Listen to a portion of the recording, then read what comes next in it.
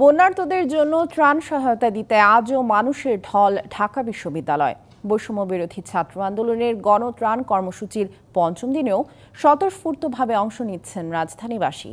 প্রতিদিন সকাল ৮টা থেকে শুরু হয়ে পরদিন ভোর ৪টা পর্যন্ত চলছে ত্রাণ গ্রহণ ও প্যাকেট করার কর্মযজ্ঞ। বন্যা দুর্গত এলাকার মানুষের কাছে ত্রাণ সহায়তা পৌঁছে দিতে বৈষম্য বিরোধী ছাত্র আন্দোলনের উদ্যোগে গণত্রাণ সংগ্রহ কর্মসূচি। বন্যার্তদের পাশে দাঁড়াতে নানা বয়স ও শ্রেণী পেশার মানুষ সাড়া দিয়েছেন শিক্ষার্থীদের এই উদ্যোগে। আমি এখানে আসছি বন্যার মানুষদের জন্য টাকা দান করতে আর খাবার দাবার এগুলো দিতে আসছি। অর্থ সহযোগিতা করতেছে সেটা দেখার জন্য আছি, বাচ্চাকে দেখাইতে আসছি যে বাচ্চারাও দেখুক শিখুক।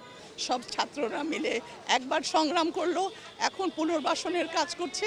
আমি খুবই মুগ্ধ, খুবই গর্বিত। এটাকে টিএসসি বলাটা এখন খুব কঠিন হচ্ছে যে পুরো বাংলাদেশ এখানে সম্পৃক্ত হয়ে গেছে। ২৫০টিরও বেশি ডিজাইন অপশন নিয়ে ওয়ালটন স্মার্ট ফ্রিজ, বোঝে আপনার প্রয়োজন। আমরা এখানে এসেছি বন্যার্ত মানুষের সাহায্য করবার জন্য। ছোট ছোট ভাই বোনরা এগুলো দিয়ে সাহায্য পাবে।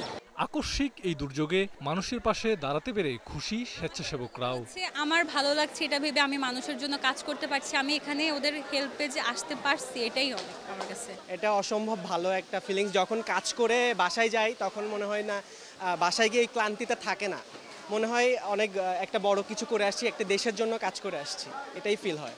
সাধারণ মানুষের যে স্বতঃস্ফূর্ত অংশগ্রহণ তা আসলে আমাকে খুবই আপ্লুত করছে এবং আমি সারা বাংলাদেশের সকল জনসাধারণকে আমার অন্তঃস্থল থেকে ধন্যবাদ জানাতে চাই।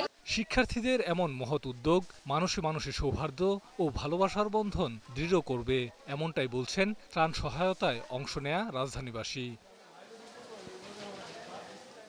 Nabil Jahangir, DBC news, Dhaka.